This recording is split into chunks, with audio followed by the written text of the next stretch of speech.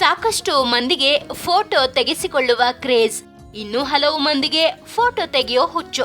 ಆದ್ರೆ ಬರೀ ಮೊಬೈಲ್ನಲ್ಲೇ ಫೋಟೋ ಕ್ಲಿಕ್ಕಿಸೋ ಮಂದಿಗೆ ಕ್ಯಾಮ್ರಾ ಬಗ್ಗೆ ಅಷ್ಟಾಗಿ ಮಾಹಿತಿ ಇರೋದಿಲ್ಲ. ಹಾಗಾದ್ರೆ ಪ್ರೊಫೆಷನಲ್ ಆಗಿ ಫೋಟೋಗ್ರಫಿಯಲ್ಲಿ ತೊಡಗಿಕೊಳ್ಳುವ ಮಂದಿಗೆ ನಾವಿವತ್ತು ಮಾಹಿತಿ ನೀಡ್ತೀವಿ. ಕ್ಯಾಮ್ರಾ ಬಳಕೆಯಿಂದ ಆರಂಭವಾಗಿ ಸಂಪೂರ್ಣ ಚಿತ್ರಣವನ್ನ ನಾವು ನಿಮ್ಗೆ ನೀಡ್ತೀವಿ ನೋಡಿ. ಫೋಟೋಗ್ರಫಿ ಅಂದರೆ ನಾವು ಕಣ್ಣಿಂದ ಏನು ಅಂದವಾಗಿ ನೋಡ್ತೀವೋ ಅದನ್ನು ನಾವು ಕ್ಯಾಪ್ಚರ್ ಮಾಡಿ ಸೇವ್ ಮಾಡಿ ಇಟ್ಕೊಡ್ತೀವಿ. ತುಂಬ ಜನರು ಸ್ಮಾರ್ಟ್ಫೋನಲ್ಲಿ ತೆಗಿತಾರೆ, ಡಿಜಿಟಲ್ ಕ್ಯಾಮ್ರಾದಲ್ಲಿ ತೆಗಿತಾರೆ, DSLRಲ್ಲಿ ತೆಗಿತಾರೆ. ಇಂದಿನ ಸಿರಿ ಕಾರ್ಯಕ್ರಮದಲ್ಲಿ ನಾನು ನಿಮಗೆ ಇವತ್ತು ಫೋಟೋಗ್ರಫಿ ಬಗ್ಗೆ ತಿಳಿಸ್ಕೊಡ್ತೀನಿ. ಫೋಟೋಗ್ರಫಿನಲ್ಲಿ 3 ವಿಷಯ ತುಂಬ ಇಂಪಾರ್ಟೆಂಟ್. ಒಂದು ISO, ಒಂದು ಅಪರ್ಚರ್, ಇನ್ನೊಂದು ಶಟರ್ ಸ್ಪೀಡ್. ಯಾವ್ಯಾವ ಪ್ಲೇಸಲ್ಲಿ ಯಾವ್ಯಾವ ಥರ ಯೂಸ್ ಮಾಡಬೇಕು ಅನ್ನೋದ್ರ ಮೇಲೆ ಡಿಪೆಂಡು. ಅಪರ್ಚರ್ ಸೆಟ್ಟಿಂಗಿಂದ ಏನು ಲಾಭ ಅಂದರೆ ನಮಗೆ ಕ್ಲಾರಿಟಿ ಸಿಗುತ್ತೆ. ಆ ವಸ್ತುವಿನ ಕ್ಲಾರಿಟಿ ಅಥವಾ ಆ ನೇಚರ್ದು ಸೀನ್ದು ಕ್ಲಾರಿಟಿ ನಮಗೆ ಸಿಗುತ್ತೆ ಆವಾಗ. ಸೊ ಇವಾಗ ಬರೀ ನನಗೆ ಒಂದು ಸಣ್ಣ ಪಾರ್ಟ್ ಮಾತ್ರ ಫೋಕಸ್ ಆಗಿಬಿಟ್ಟು ಇಡೀ ಬ್ಯಾಕ್ಗ್ರೌಂಡ್ ಡಿಫೋಕಸ್ ಆಗಬೇಕು ಅಂದರೆ ಆದಷ್ಟು ಹೈಯೆಸ್ಟ್ ಅಪರ್ಚರ್ ಇರಬೇಕು. ಶಟರ್ ಸ್ಪೀಡ್ ಬಗ್ಗೆ ನಾನು ನಿಮಗೆ ಹೇಳಬೇಕು ಅಂದರೆ ಇವಾಗ ಒಂದು ಮಗು ಓಡ್ತಾ ಇದ್ದರೆ ಅದು ತುಂಬ ಫಾಸ್ಟಾಗಿ ಓಡುತ್ತೆ, ಅದ್ರ ಮೂಮೆಂಟ್ ಹೇಗೆ ಅಂತ ನಿಮಗೆ ಗೊತ್ತಿರಲ್ಲ. ಸೊ ಶಟರ್ ಸ್ಪೀಡ್ ಜಾಸ್ತಿ ಇರಬೇಕು. ಸೊ ಅದೇ ಥರ ಮಗು ಇಂಡೋರಲ್ಲಿ ಓಡ್ತಾ ಇದೆ, ಶಟರ್ ಸ್ಪೀಡ್ ಸ್ವಲ್ಪ ಕಮ್ಮಿ ಇಟ್ಕೊಂಡ್ರೆ ISO ಸ್ವಲ್ಪ ಜಾಸ್ತಿ ಮಾಡಬೇಕಾಗತ್ತೆ. So that it will give more light into the photo. ಮನೆಯಲ್ಲಿದ್ದರೆ ನಾನು ಹೆಂಗೆ ಫೋಟೋ ತೆಗೀಲಿ, ಲೈಟೇ ಇರಲ್ಲ ಒಂದೊಂದು ಸತಿ, ಅಥವಾ ಕಮ್ಮಿ ಲೈಟ್ ಇರುತ್ತೆ, ನ್ಯಾಚುರಲ್ ಲೈಟ್ ಇರಲ್ಲ ಅಂತ ತುಂಬ ಜನ ಕೇಳ್ತಾರೆ. ಆವಾಗ ISOನ ನೀವು ಸ್ವಲ್ಪ ಜಾಸ್ತಿ ಮಾಡ್ಕೊಳ್ಬೋದು. ಆದ್ರೂ ನಿಮಗೆ ಇಲ್ಲ ನನಗೆ ಜಾಸ್ತಿ ಶಟರ್ ಸ್ಪೀಡ್ ಇಟ್ಟು, ಜಾಸ್ತಿ ಅಪರ್ಚರ್ ಇಟ್ಟು, ಜಾಸ್ತಿ ISO ಇಟ್ಟು ನನಗೆ ಲೈಟ್ ಸಾಕಾಗ್ತಾ ಇಲ್ಲ ಅಂದರೆ ನೀವು ಫ್ಲ್ಯಾಶ್ ಯೂಸ್ ಮಾಡ್ಬೋದು. ಕೆಲವೊಂದು ಕ್ರಾಪ್ ಸೆನ್ಸರಲ್ಲಿ ನಿಮಗೆ ಇನ್ಬಿಲ್ಟ್ ಫ್ಲ್ಯಾಶ್ ಬರುತ್ತೆ, ಅದನ್ನು ಯೂಸ್ ಮಾಡ್ಬೋದು. In case full frame camera ನೀವು ಬಳಸ್ತಾ ಇದ್ದರೆ ಅದರಲ್ಲಿ ಫ್ಲ್ಯಾಶ್ ಇನ್ಬಿಲ್ಟ್ ಇರಲ್ಲ, ನೀವು ಎಕ್ಸ್ಟರ್ನಲ್ ಫ್ಲ್ಯಾಶ್ ಹಾಕ್ಕೊಂಡು ನೀವು ಫ್ಲ್ಯಾಶ್ನ ಬೌನ್ಸ್ ಮಾಡ್ಬೋದು. ಇದರಿಂದ ನಿಮಗೆ ಇಮೇಜಸ್ ತುಂಬ ಚೆನ್ನಾಗಿ ಸಿಗುತ್ತೆ. ಫ್ಲ್ಯಾಶ್ ಬೌನ್ಸ್ ಅಂದರೆ ಏನು ಅಂತ ಕೇಳ್ಬೋದು ನೀವು. ಫ್ಲ್ಯಾಶ್ನ ಡೈರೆಕ್ಟಾಗಿ ಮುಖಕ್ಕೆ ಬಿಡದೆ ಅದನ್ನು ಸೀಲಿಂಗಿಗೋ ಅಥವಾ ಹತ್ತಿರದಲ್ಲಿರೋ ವಾಲ್ಗೆ ಬಿಟ್ಟರೆ ನಿಮಗೆ ಫ್ಲ್ಯಾಶ್ ತುಂಬ ಹಾರ್ಶಾಗಿ ಲೈಟ್ ಇರಲ್ಲ ಮುಖದ ಮೇಲೆ. ಸೊ ನಿಮಗೆ ಕ್ಲಾರಿಟಿ ಚೆನ್ನಾಗಿ ಬರುತ್ತೆ. ಇವಾಗ ನಾನು ನಿಮಗೆ ಕ್ಯಾಮ್ರಾನ ಹೆಂಗೆ ಇಟ್ಕೊಳ್ಳೋದು, ಲೆನ್ಸ್ನ ಹೆಂಗೆ ಹಾಕ್ಕೊಳ್ಳೋದು, ಯಾವ ಥರ ಸೆಟ್ಟಿಂಗ್ ಮಾಡ್ಬೋದು ಕ್ಯಾಮ್ರಾನಲ್ಲಿ ಅಂತ ನಾನು ನಿಮಗೆ ತೋರಿಸ್ಕೊಡ್ತೀನಿ ಬನ್ನಿ. ಕ್ಯಾಮ್ರಾನ ಫಸ್ಟಾಗಿ ನಾವು ಸರಿಯಾಗಿ ಹಿಡ್ಕೊಳ್ಬೇಕು. ಇಲ್ಲಿ ಒಂದು ಗ್ರಿಪ್ ಬರುತ್ತೆ, ಪ್ರತಿಯೊಂದು ಕ್ಯಾಮ್ರಾಗೂ ಒಂದು ಗ್ರಿಪ್ ಇರುತ್ತೆ. ನಿಮ್ಮದು ಇಂಡೆಕ್ಸ್ ಫಿಂಗರ್ ಯಾವತ್ತೂ ಶಟರ್ ಬಟನ್ ಹತ್ರ ಇರೋ ಥರ ನೀವು ನೋಡ್ಕೊಳ್ಬೇಕು. ಕೆಲವರಲ್ಲಿ ಈ ಕಡೆ ಇರುತ್ತೆ, ಕೆಲವರಲ್ಲಿ ಮೇಲ್ಗಡೆ ಇರುತ್ತೆ. ಸೊ ನೀವು ಈ ಫಿಂಗರ್ನ ಇಂಡೆಕ್ಸ್ ಫಿಂಗರ್ನ ಶಟರ್ ಮೇಲೆ ಇಡೋ ಥರ ಇಟ್ಕೊಂಡ್ರೆ ನಿಮಗೆ ಫೋಟೋ ತೆಗಿಲಿಕ್ಕೆ ಈಸಿ ಆಗುತ್ತೆ. ಬರೀ ಕ್ಯಾಮ್ರಾ ಇದ್ದರೆ ಫೋಟೋ ತೆಗಿಯೋಕ್ಕಾಗಲ್ಲ. ಲೆನ್ಸ್ ಹೆಂಗೆ ಹಾಕೋದು ಅಂತ ಹೇಳ್ಕೊಡ್ತೀನಿ.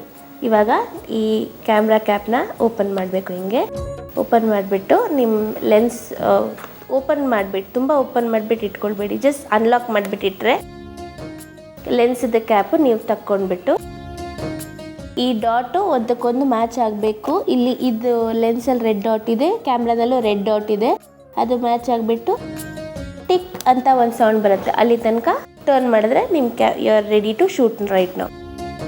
ಇವಾಗ ನಾನು ಈ ಕ್ಯಾಮ್ರಾದಲ್ಲಿ ಹಾಕಿರೋದು 50mm lens. It is prime lens ಅಂತಾರೆ ಇದನ್ನು.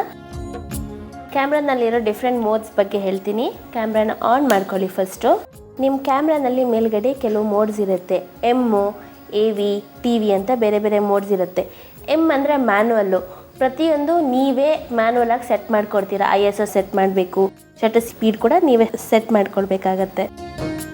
ನೆಕ್ಸ್ಟ್ ಬರೋದು AV ಮೋಡ್ ಅಂದರೆ ನೀವು ಅಪರ್ಚರ್ ಸೆಟ್ ಮಾಡಿಕೊಂಡ್ರೆ ಕ್ಯಾಮ್ರಾ ನಿಮ್ಮ ಸೆಟ್ಟಿಂಗ್ಸ್ನ ಆಟೋಮ್ಯಾಟಿಕ್ಕಾಗಿ ಟ್ರ್ಯಾಕ್ ಮಾಡ್ಕೊಳ್ಳುತ್ತೆ.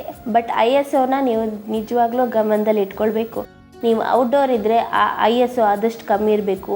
ನೀವು ಇಂಡೋರು, ಮನೆಯಲ್ಲಿ ಅಥವಾ ಸ್ವಲ್ಪ ಕತ್ಲೆ ಇರೋ ಜಾಗದಲ್ಲಿ ಇದ್ದಾಗ ISO 800 ಅಥವಾ 2500, 3200 ಆ ಥರ ಇನ್ಕ್ರೀಸ್ ಮಾಡ್ಕೊಳ್ಬೋದು, ಬೇಸ್ಡ್ ಆನ್ ನಿಮಗೆ ಫೋಟೋದಲ್ಲಿ ಎಷ್ಟು ಲೈಟ್ ಬೇಕು ಅನ್ನೋದು ನೋಡಿಕೊಂಡು.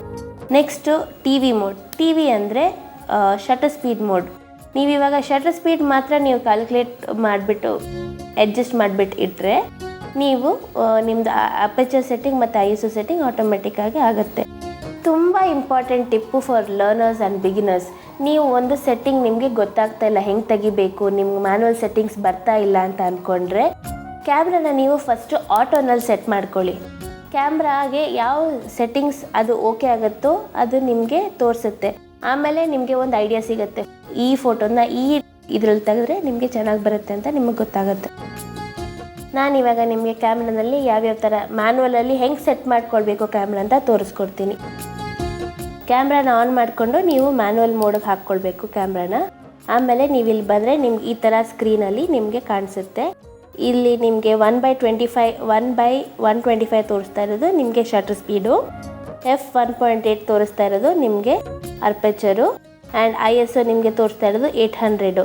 These are the 3 very important elements ನೀವು ಫೋಟೋ ತೆಗಿಬೇಕಾದ್ರೆ ನೋಡ್ಕೊಳ್ಳೋದು. ಕೆಳಗಡೆ ನಿಮಗೆ ಆಟೋ ವೈಟ್ ಬ್ಯಾಲೆನ್ಸ್ ಇದೆ, ಅದು ಆಟೋನಲ್ಲೇ ಇರಲಿ, ಯಾವಾಗಲೂ ಚೆನ್ನಾಗಿ ಬರುತ್ತೆ.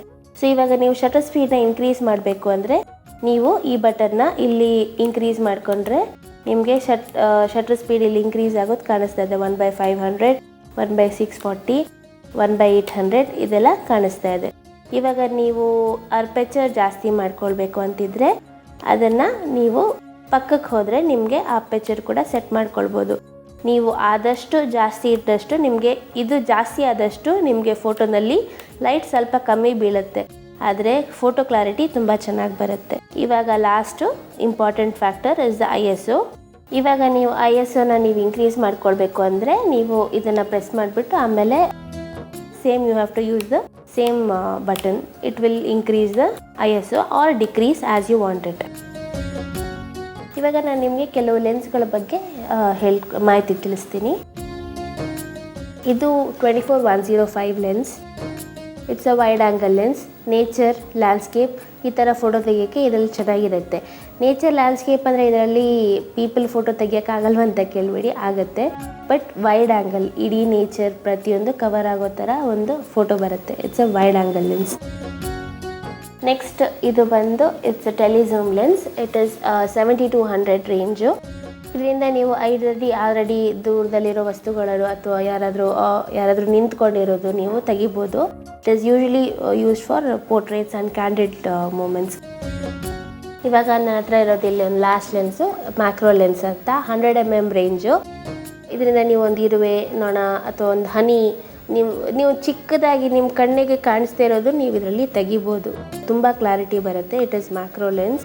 ಒಂದು ಹೂವಿನ ಮೇಲೆ ಹನಿ ಕೂತಿರೋದು ನೀವು ಅದನ್ನು ಕ್ಲಾರಿಟಿಯಾಗಿ ತೆಗಿಬೋದು.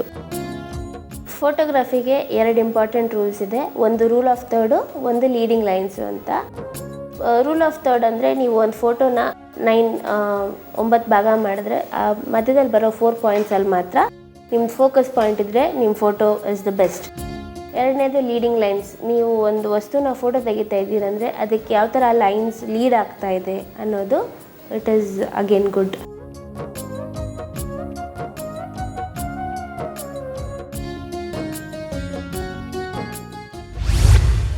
ಮ್ಯಾನ್ಯಲಲ್ಲಿ ಇಟ್ಟರೆ ಹೆಂಗೆ ಬರುತ್ತೆ ಅಥವಾ ಯಾವ ಥರ ಸೆಟ್ಟಿಂಗ್ಸ್ ಮಾಡಿದ್ರೆ ಫೋಟೋಸ್ ಹೆಂಗೆ ಬರುತ್ತೆ ಅಂತ ನೋಡಿದ್ರಲ್ಲ, ಇದನ್ನು ನೀವು ಕೂಡ ಟ್ರೈ ಮಾಡಿ. ನಿಮ್ಮ ಕ್ರಿಯೇಟಿವಿಟಿ, ನಿಮ್ಮ ಮನಸ್ಸಲ್ಲಿ ಏನಿದೆ ನೀವು ಅದನ್ನು ತೆಗೀರಿ.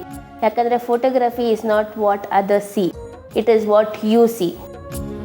ಕ್ಯಾಮೆರಾ ಬಳಕೆ ಮಾಡೋದು ಸುಲಭದ ಮಾತಲ್ಲ ಅನ್ನೋದು ನಿಮ್ಗೀಗ ತಿಳಿದಿರಬೇಕಲ್ವಾ? ಟೆಕ್ನಿಕಲಿ ಕ್ಯಾಮೆರಾ ಒಂದನ್ನ ಬಳಸೋದು ಬಲು ಕಷ್ಟದ ಕೆಲಸವೇ ಹೌದು. ಆದ್ರೆ ಇಂದಿನ ಸಿರಿ ಸಂಚಿಕೆಯಲ್ಲಿ ಕ್ಯಾಮೆರಾ ಬಳಕೆಯ ಬಗ್ಗೆ ಬೇಸಿಕ್ ಇನ್ಫಾರ್ಮೇಶನ್ ನಿಮಗೆ ಲಭ್ಯವಾಗಿದೆ ಅಲ್ವಾ? ಇನ್ಮುಂದೆ ಫೋಟೋಗಳನ್ನ ತೆಗೆಯೋ ಮುನ್ನ ಈ ಎಲ್ಲಾ ಮಾಹಿತಿಗಳತ್ತ ತಪ್ಪದೆ ಗಮನ ಹರಿಸಿ.